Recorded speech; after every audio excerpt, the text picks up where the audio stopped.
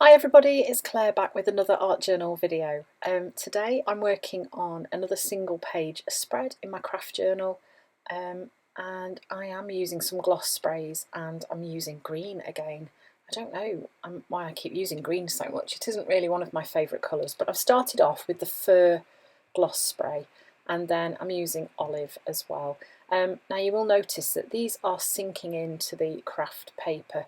That's because it isn't gessoed and it is quite thick, so it does absorb quite a lot of the colour to start off with. But if you add enough, if you saturate it, it does get to a point where it will sit on top of the paper and not sink in. But I think one of the delightful things about gloss sprays is that you can't actually control what happens. As you see there, I sprayed some on and then it just wasn't looking right, so I actually mopped it up. So it did leave a bit of the green behind, but not quite as much as I started off with.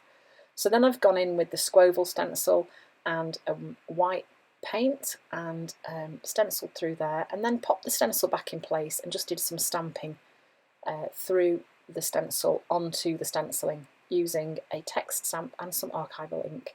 So then I've mixed up a really pale green, and I'm just using this Marks stencil, which is also from Dina Wakley, and just adding some more marks onto the background. So this stamp set is called Change. It's also from Dina Wakley. I'm just stamping some faces from there, and I'm going to use this as my focal point on my page. So sometimes it's nice to just do a single page spread because it's not as much space, and it can be, I don't know, something that you can, if you've only got a little bit of time, just one page doesn't often seem quite as daunting. And this craft journal is such a lovely size for creating just quite small journal spreads really.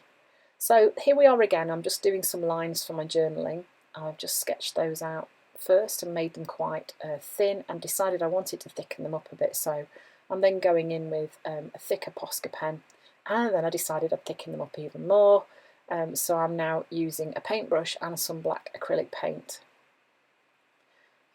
So I ended up thinking I was going to write between the lines, and then I think I ended up writing on the black lines, and it actually worked quite well. So I'm using a Signo Uniball in white, and you can see it's being a little bit naughty. That must mean that the paint wasn't quite dry enough, even though it felt it. I think also when the Signo Uniballs are getting towards running out, they can become a little bit temperamental. That's certainly what I've found, but it's usually a sign that you need to get a new one. And I do use them quite a lot, so in fact probably on nearly every page I do, I use the same pens.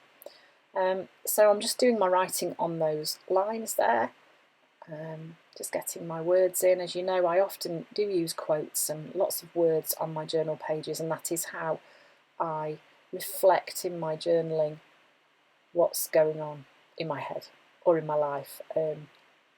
Maybe in a quote that might indicate what it is, but not actually allude directly to it. So yeah, I've done my usual mark making. Then I just covered up the little face, and I'm just using some Tangelo gloss spray just to do some splatters. So there's a bit of a contrast colour on the page too. There we go, that is the finished page. So I hope you've enjoyed the video. Thanks for watching, and I will see you again soon.